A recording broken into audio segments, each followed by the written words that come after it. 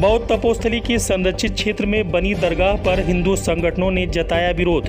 नमस्कार, खबर उत्तर प्रदेश के श्रावस्ती से है, जहां पर बौद्ध तपोस्थली के संरक्षित क्षेत्र में स्थित मजार व वक्फ बोर्ड की भूमि को लेकर एक बार पुनः मामला तूल पकड़ने लगा है। हिंदू संगठन के कार्यकर्ताओं ने कौना तहसील में प्रदर्शन कर एसडीएम और श्रावस्ती विधायक को मुख्यमंत्री को संबोधित ज्ञापन सौंपा है। एसडीएम को संबोधित ज्ञापन में कौना के मोहल्ला आजाद नगर निवासी कन्हैयालाल कसौदन ने कहा कि बौद्ध तपोस्थली श्रावस्ती संरक्षित क्षेत्र है। यहाँ राजगढ़ गुलरिया का गाटा संख्या 1392 रकबा 1.509 हेक्टेयर भूमि 60 मैट के नाम महफूज है। यह पुरातत्व विभाग द्वारा किए जा रहे सर्वेक्षण के अंतर्गत आता है, जिसकी 200 मीटर परत के में बगैर अनुमति कोई निर्माण कार्य नहीं किया जा सकता। इसी संरक्षित भूमि के कुछ भाग पर विशेष समुदाय के लोगों द्वारा सुनियोजित तरीके से दरगाह बनाकर अवैध कब्जा कर लिया गया है। साथ ही सर्वेक्षण की चिन्हित भूमि पर सुन्नी सेंट्रल वक्फ बोर्ड लखनऊ मकान नंबर 2 इंतजामिया कमेटी दरगाह हजरत सैयद मीर शाह का बोर्ड लगा दिया गया है, जिसे हटाना न्यायोचित है। इस दौरान कमेटी के लोगों ने कहा कि ये बहुत पुरानी दरगाह है, इसके कागजात भी हैं, जिनके कागजात उनके पास हैं वो प्रशासन को दिखाएंगे। यह कब्जा पूर्व से ही किया जा रहा था सपा समाजवादी सरकार में। अब जब हमने कागज पूरा व्यवस्थित किया, ढूंढा, तो वो जमीन संरक्षित भूमि है पुरातत्व के विभाग की, और बिना किसी कागज पत्तर के अवैध रूप से मजार बना दिया गया। मजार बनाने के बाद उसके अगल बगल की 2, 4, 5 बीघा जमीनों को कब्जा करने का प्रयास किया जाने लगा। मड़ई बना के, टंकी लगा के, पक्का निर्माण करके।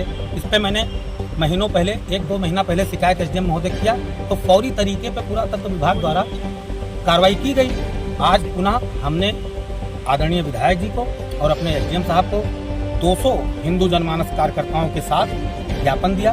इस पर तत्काल रिएक्शन लेते हुए हमारे अधिकारियों और हमारे माननीय विधायक जी ने मौके का स्थलीय निरीक्षण किया, और वह विपक्षी जिन्होंने मजार बनाया है, उन्होंने कोई कागज नहीं दिखा पाया वो कि हमने मजार क्यों बनाया।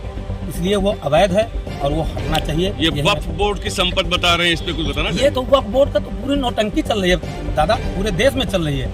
वक्फ बोर्ड का जो केंद्र सरकार प्रस्ताव लाई है, उसका पालन होना बहुत जरूरी है, वो कानून पास होना बहुत जरूरी है, नहीं तो हमारे घर को कब्जा कर लिया जाएगा। अब आप बताइए, यह भूमि राजा सुहेल देव की है, मुगलों का मर्दन करने वाली की है, राज है ये श्रावस्ती।